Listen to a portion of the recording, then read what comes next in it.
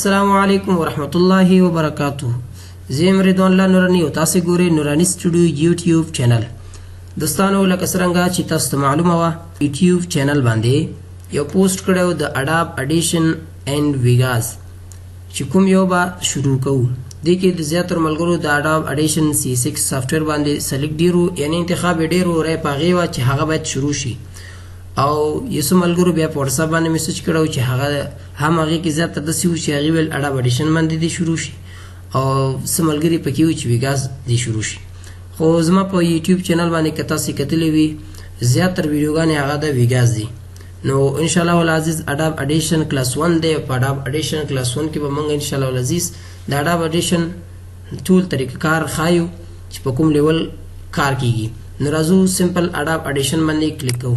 د اډاب اډیشن یا د نور سافټویر د خلاصېدو بلها طریقې دي نو هغه موږ تشریح کړي دي په نور ویډیوګانو کې. تاسو کتلی شئ د فوټوشاپ ویډیو کې موږ بیا تشریحي ډول باندې په 10 طریقو باندې دا راخلاص کړی دی. په 13 طریقو باندې موږ دا سافټویر راخلاص کړی دی. ډېرې طریقې دي چې موږ یې راخلاصولی شو. نو دوستانو دا د اډاب اډیشن هغه انټرفیس دی، هغه صفحه ده کوم کې چې موږ کار کوو. دوستانو دغلته دې ته ویل کېږي منو بار. کوم چې منوګانې د فایل منو د ایډیټ منو دا ملټي ټریک او کلیپ او افیکټ او ایډیټس ویو وینډو هیلپ. نو دا موږ په نور ویډیوګانو کې هم تشریح کړي دي. نو تاسو کولی شئ چې هغه ویډیوګانې یې پرې وګورئ. دلته اډوانس لیول باندې موږ کار کوو.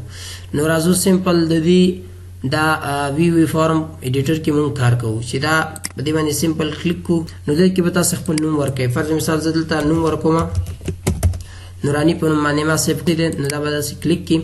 نو دلته به تا دغه د وی فارم هغه ورک سپیس راشي کوم کې چې موږ کار کوو. دې ته ورک سپیس ویل کېږي یعنې په کوم کې چې موږ کار کوو دغه ته ورک سپیس ویل کېږي.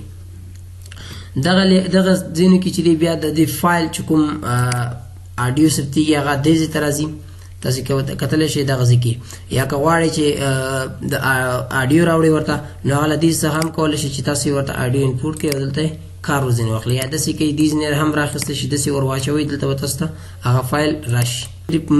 کنفیوز یې او په دې کې وایي چې دا څنګه دلته رانغی. نو هغه سمپل طریقه ده داسې راواخله دلته یې واچوه خلاص سلیکټ آل کوم او دا ختموم. مثال دا ټول ته انشاءالله په تشریحي ډول باندې په نور ویډیوګانو کې هم تشریح کوم.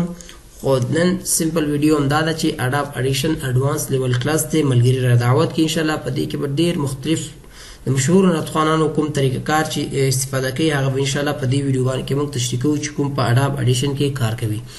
که هغه هر قسم نطخوان انشاءالله تاسو سمپل موږ ته یو وړوکی کلیپ لیکئ نو انشاءالله موږ په هغې باندې به کار کوو درته. نو دغه چې دی دا بیا افیکټ ریک دی. دې کې چې کوم افیکټ موږ په دې اډیو اپلی کوو هغه ټول دلته راځي.